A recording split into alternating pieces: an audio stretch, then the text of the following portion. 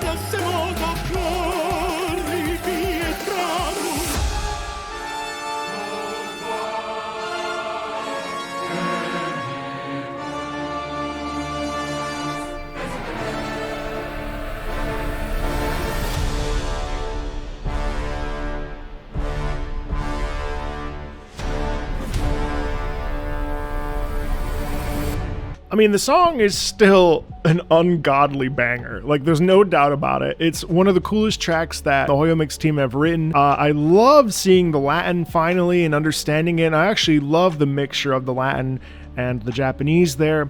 I think it's such a nice touch, and I still feel like this is probably one of the best compositions that have been written in Genshin Impact thus far. However, I don't like this. I don't like it. Live version is not that is as live as me talking to you right now. I'm not live doing this. That doesn't feel live. Let's go back and break it down. Also, yeah. So I think one of my big issues here is that we're using a lot of synthesized instrumentation that is only found in a studio. It's only found in a studio, and it's really hard to emulate that in a symphony hall. And I think that one of the reasons why I've always loved Genshin concerts that are performed live is because they are truly instrumental in nature and in focus. And this feels a little bit almost like a pastiche of itself. It doesn't feel to me like a thing that is very organic.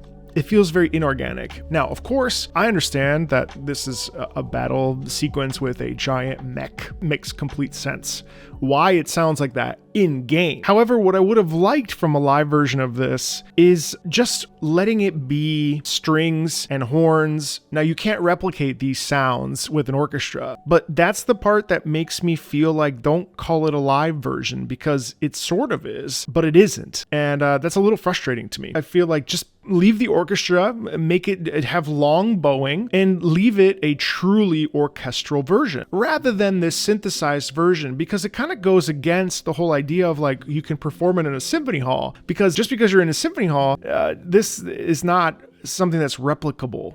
And one of the things that I love about Genshin music is that it is something that can be in a symphony hall today. This, maybe it's just the piece in general, but this in particular, I don't feel like you can play this, and it sort of is a sort of in a way a detriment to Genshin music as a whole. Anyway, let's keep listening.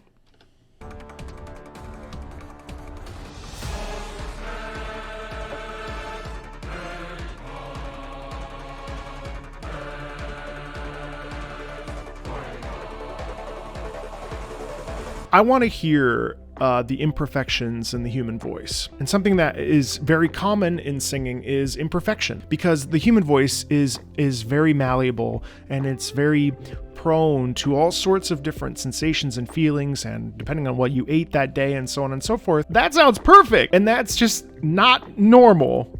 It also just, I would have liked to have heard a little bit more of the imbalance that occurs when a choir is singing. It's very rarely that in unison.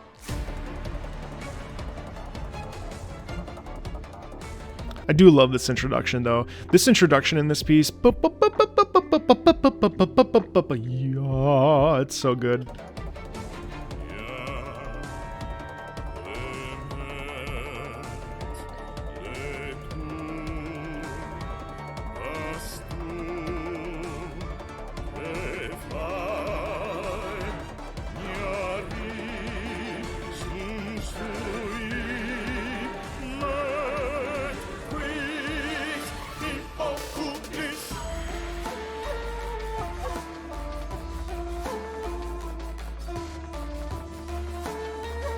I just don't hear the individual instrumentation. And as an opera singer, I personally think it was a misstep to hire a basso cantante. This is a bass, and I have no problem with his timbre. His timbre is very beautiful. The singing is very beautiful. However, it's just odd, because if we listen to the original has a quality of it that's very youthful and very light and very gentle.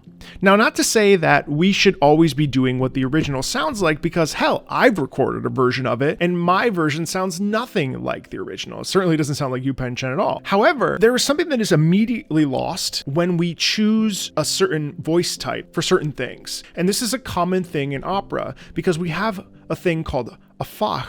A Fach is a German word for essentially a vocal type. And we have different Fachs for each, funny word. We have different Fachs for each thing. So like tenors tend to be lovers, tend to be youthful, tend to be light. Leggero tenors in particular tend to be young princes, romantic types. Lyric tenors tend to be more like the poet, the star-crossed lover. Think La Bohème, think Tosca, think Madama Butterfly, think Il Trovatore. There's a little bit more heroicism, then you go on and on and on. Then you've got baritones. Baritones, things like Don Giovanni, very swashbuckly, very cavalier. You actually have a Fach called the cavalier baritone that has a little bit of an upper extension in their high notes. Then as you move down into the male ranges, then you get your bass. And then underneath that, there's a bunch of different varieties of bass, including basso profondo, which is a deeper bass, and then a basso cantante, which is what I feel this singer is. So I personally feel it was a disservice to have a basso cantante singing a piece that is originally for leggero tenor to represent Scaramouche, a young man. It doesn't make sense to me, and it actually frustrates me to listen to. Not because he's a bad singer, but because some of the upper notes, which are F sharps and they're Fs, they're in a position where they need to be a bit fuller. And those notes are at the very top of his range. Now this bottom part actually sounds pretty effective because of "Ja, Clement." Having a deeper, warmer tone here is pretty interesting. And it also lends itself to a much more matured and agitated sound quality. Whereas if we had a leggero tenor, it would sound more youthful and a little bit more pained, probably, like it does in the original recording. And so that's something we have to consider when we are organizing and creating music and picking voice types and auditioning and hiring singers, is what does the sound quality produce and what does the sound quality cause emotionally? And in this particular case, I don't agree with the choice, and that is fine. We can agree and disagree and everything in between. However, in my perspective, having done this for 10 years, it sort of takes away rather than gives to not having that leggero or lighter sound quality.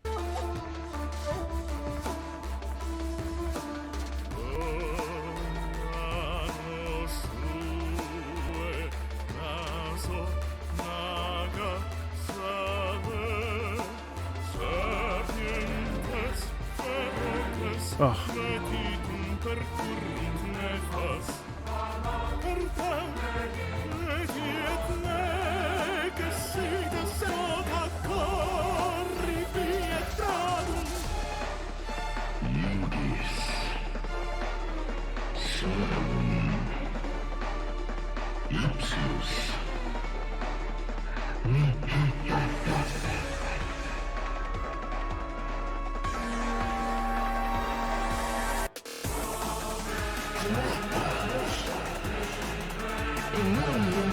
But see, that's where I would have wanted to hear that bass pronounced sound quality, instead of having that robotic mechanical thing and trying to emulate that in a symphony hall, which you really can't do. What I would have liked to have seen is a slightly different arrangement that focused on the actual lower qualities, especially of this singer, that would have creda sinulu. We can do that. We do Sprechstimme all the time. You know, instead of having notes on the page, you have the X's. So you have notes that turn into X's, and that's enunciated. But it's intoned on pitch, so it's like credas in nullum qua sunt dicta. You know, that is an effective way of creating, especially for a basso profondo and especially for a lower voiced male, to have an emphasis there without adding a mechanical quality to it, which would have been really interesting. And I think ultimately my biggest frustration with this is just I wish it would have been pared down. Instead of a live version of the version that we've already heard, which this wasn't that different from what we heard, I would have liked to have seen a truly organic version of this that deviated from the thing that we hear in game.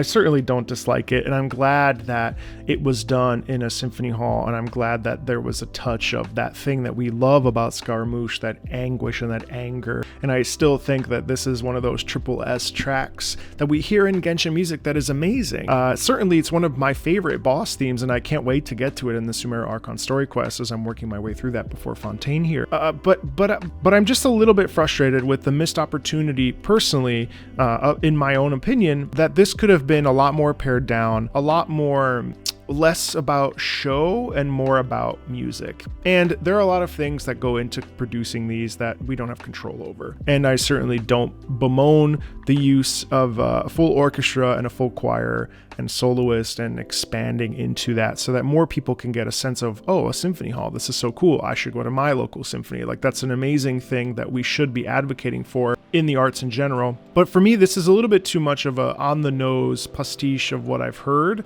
in the actual recording, and I would have liked to have seen a little bit more of a pared-down organic approach, like I said. So I don't normally come on here and I'm certainly not trying to diss MiHoYo or Genshin or anything like that, but I just wanted to offer a counterpoint to a lot of the optimism and positivity I've seen over this from a professional perspective, because I certainly had some thoughts about it when I skimmed through it, and then to finally sit down, I just feel even the Freddie Mercury like Queen reference, I just don't get why. But hey, if you love it, that's totally okay. It's certainly an amazing piece, and as always, I'll see you later, and thanks a ton. Bye.